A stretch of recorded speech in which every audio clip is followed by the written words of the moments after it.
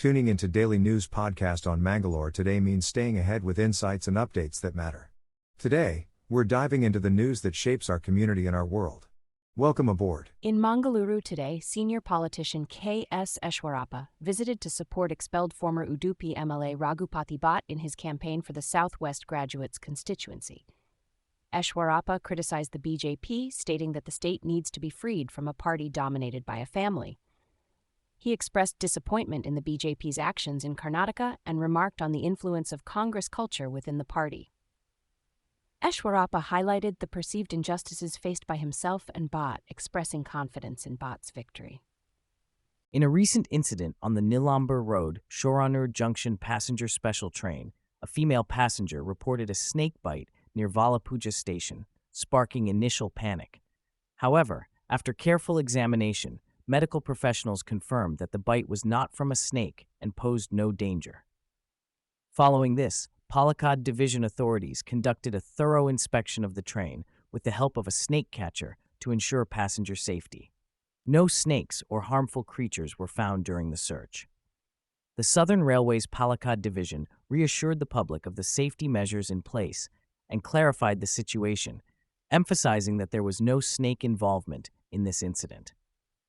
In a recent development, 4 individuals, Ashik, Rakib, Sharif, Majid, and Alfas, involved in the gang clash on the Udupi-Manipal Road at Kunjibedu, have been presented before the court and have been sent to judicial custody for a period of 14 days. The police took action after viral social media videos captured the incident. Additionally, the police have taken steps against a private hospital in Padubidri for treating the accused injured in the clash without informing the authorities. Stay tuned for more updates on this ongoing investigation in Udupi. Get ready, residents of Mangalore. A planned power outage is scheduled for tomorrow, May 29th, from 10 a.m. to 5 p.m. in various areas including Maroli, Jayangara, and Valencia, among others. Furthermore, brace yourselves for a 24-hour water supply disruption starting from 6 a.m. on May 30th in locations like Kodikal, Surathkal, and Panambur. The interruptions are necessary for the installation of a new water supply line between Kotara Chowki and Goldfinch City grounds, as announced by the Mangalore City Corporation. Stay tuned to Mangalore Today for more updates on these developments. In Belthangadi, police have apprehended 3 individuals in connection with a dacoity case dating back 4 years in Kalmanja. The arrested individuals include Nawaz, 38, Riaz from Mundaj, and Krishna. The crime occurred at the residence of Areca grower Achyutha Bhatt, where the culprits broke in, restrained the occupants, and looted jewelry. Law enforcement has successfully recovered 104 grams of jewelry, 288 grams of silver items, a motorcycle, and a sum of Rs 25,000 from the suspects. The incident, which transpired on June 6, 2020, saw the stolen jewelry being gradually sold off by the accused. Recently, police received a tip-off that Riaz was attempting to sell undisclosed funds, which led to his arrest and subsequent confession of involvement in the dacoity case. In a major drug bust, officials in Kasaragod have confiscated 5.5 kilograms of ganja being smuggled in a bus. Following a tip-off, a Kerala State Road Transport Corporation bus was intercepted at Manjeshwar, Hosangadi. The bag of ganja was discovered hidden inside the bus. Despite the seizure, the suspect carrying the illegal substance managed to evade the authorities. In a heartwarming incident at the Surathkal railway station, a woman's forgetfulness turned into a tale of honesty and kindness. The woman, rushing to board a train to Mumbai, accidentally left behind her trolley bag filled with precious jewelry worth Rs 11.5 lakhs. Thanks to the diligent efforts of the Konkan Railway staff, her bag was safely secured and returned to her on Monday. The woman, named Chitravathi, only realized her mistake after reaching Mumbai and immediately made arrangements for her relative to retrieve the bag. She expressed her gratitude to the RPF personnel, station master, and other staff at the Udupi railway station for their timely assistance in reuniting her with her belongings. A shining example of honesty and integrity that restores our faith in humanity. State BJP President Vijayendra assures confident victory despite challenges in Southwest Graduates constituency. Speaking to reporters in Mangalore, He displayed belief in the support of matured voters and claimed that winning margins of BJP and alliance candidates will increase. Vijayendra's statement comes after meeting party workers in the city. In a stimulating literary event titled Kavasandi, organized by the Sahitya Akademi, Konkani poet Nilba Kandekar shared insights into his poetic journey at the World Konkani Center in Mangalore. The event, co-hosted by the Konkani Language and Cultural Foundation and Kavita Trust, witnessed the esteemed presence of Nandagopal Shenoy and Kishu Barkur. Nilba Kandekar emphasized how his writing evolved by exploring life's realities, history, and societal issues.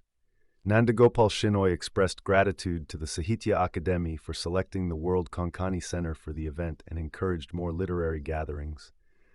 Melvin Rodrigues introduced Nilba Kandekar, while a thought-provoking bilateral debate was moderated by H.M. Pernal, featuring Nilba and poetess Smitha Shenoy. Stani Bella from the Sahitya Akademi praised the event's success, promoting meaningful dialogue and cultural exchange. In a tragic incident, a 50-year-old government employee of Karnataka's Mammaiki Scheduled Tribes Development Corporation, Chandrasekharan P., has died by suicide in Shivamogga. In his 6-page suicide note, he accused his senior officials of pressuring him into a 187 crore fund misappropriation. Chandrasekharan named 2 department officials and a bank manager in his note, revealing alleged corruption within the corporation. The incident has sparked a political uproar, with the BJP criticizing the Congress government. BJP leaders have demanded accountability and transparency in the investigation of the officer's death, alleging large-scale corruption in the Scheduled Tribes Welfare Department. The police have filed an FIR against 3 government officials for abetment of suicide as the investigation into the case continues. The tragic incident sheds light on the corruption within the government and the need for accountability in public service. In a disturbing incident from Tumakuru district, a man identified as Shivaram has been arrested for the brutal murder of his wife, Pushpa. The gruesome crime occurred in Hospet village, where Shivaram allegedly killed Pushpa after a heated argument. Shockingly, he beheaded her and dismembered her body in their kitchen. The couple, who hailed from Sagara town in Shivamogga district, lived with their 8-year-old child in a rented house. Shivaram, who worked as a helper at a sawmill, was taken into custody by the police following the tragic incident.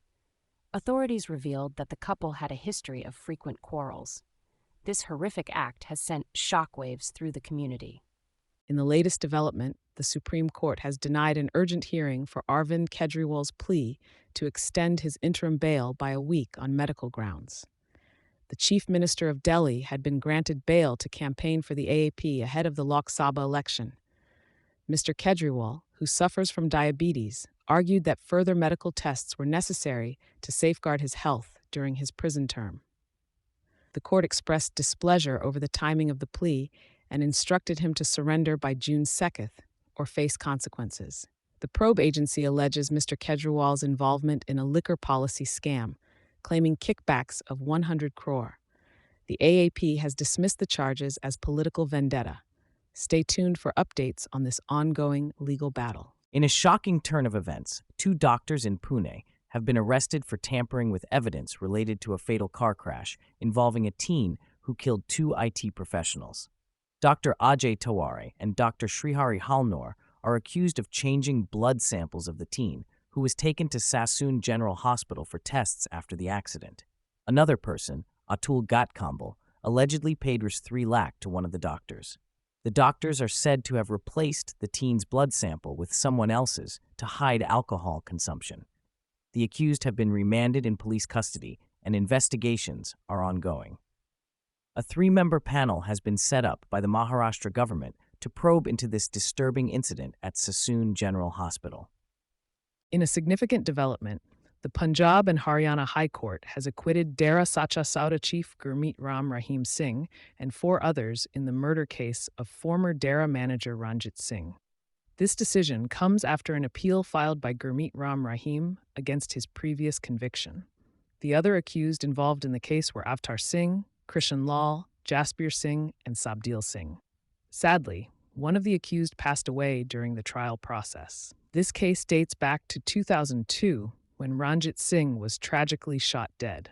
The High Court's order overturns the previous life imprisonment sentence imposed on Ram Rahim and the others, along with a fine of Rs 31 lakh. However, appeals related to a rape case and another murder case against Ram Rahim are still pending. Ram Rahim is currently serving his sentence in Rohtak's Sunaria jail. In a recent address at the Hay Festival, former UK Chief Scientific Advisor Sir Patrick Vallance emphasized the urgent need for pandemic preparedness. He called for better surveillance to detect emerging threats early and stressed the importance of rapid response by having readily available diagnostics, vaccines, and treatments.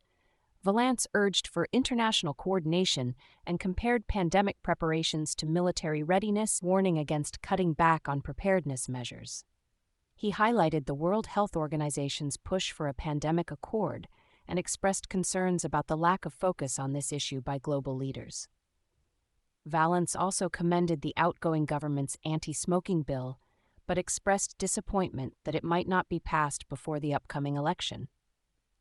As he called for enhanced inquiries and swift actions, Vallance's message serves as a crucial reminder for prioritizing public health initiatives in light of future pandemics. In a recent development, Bhavani Ravana, the wife of Karnataka MLA H.D. Ravana, has applied for anticipatory bail in connection with a kidnapping case involving her husband and son, Prajwal.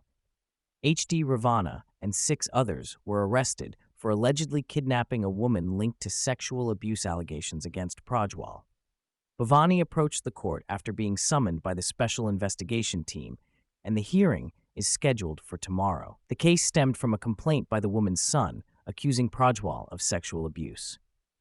The SIT rescued the woman and arrested H.D. Ravana in May. Prajwal, who is out of the country, has pledged to cooperate with the police upon his return. Stay tuned as the investigation unfolds. Mangalore Today brings you the latest updates on the aftermath of Cyclone Remal hitting the coasts of India and Bangladesh. The cyclone, with winds of up to 135 kilometers per hour, has left a trail of destruction, claiming the lives of at least 16 people and cutting off power to millions. In Bangladesh, disaster management reports 10 fatalities, while West Bengal has recorded 6 deaths due to electrocution. The impact of the cyclone has been severe, with thousands of homes destroyed or damaged across multiple districts. The Sundarbans, shared by India and Bangladesh, have also been flooded, affecting the mangrove forests. Despite the challenges, efforts are underway to restore power supply and repair infrastructure. Both nations have evacuated close to 1 million people to storm shelters in a bid to ensure their safety. Stay tuned to Mangalore Today for more updates on the situation post-Cyclone Remal. In a major scare, a bomb threat on a Delhi-Varanasi Indigo flight led to the evacuation of 176 passengers at the Delhi airport. The flight, 6E2211, was isolated following a specific bomb threat received before takeoff. A bomb disposal squad is inspecting the aircraft, and once cleared, it will be brought back to the terminal area. Despite initial reports suggesting the threat was a hoax, airport authorities are yet to confirm. The alert was triggered when a note with the word bomb was discovered in the aircraft's lavatory. Security agencies are thoroughly investigating the matter to ensure the safety of all passengers and crew. And that's a wrap for today. We're thankful for your viewership and invite you to delve deeper into today's topics at mangaloretoday.com. Keep up with the ever-evolving world by subscribing to our channel. Thank you for being part of our day. Good night and stay informed.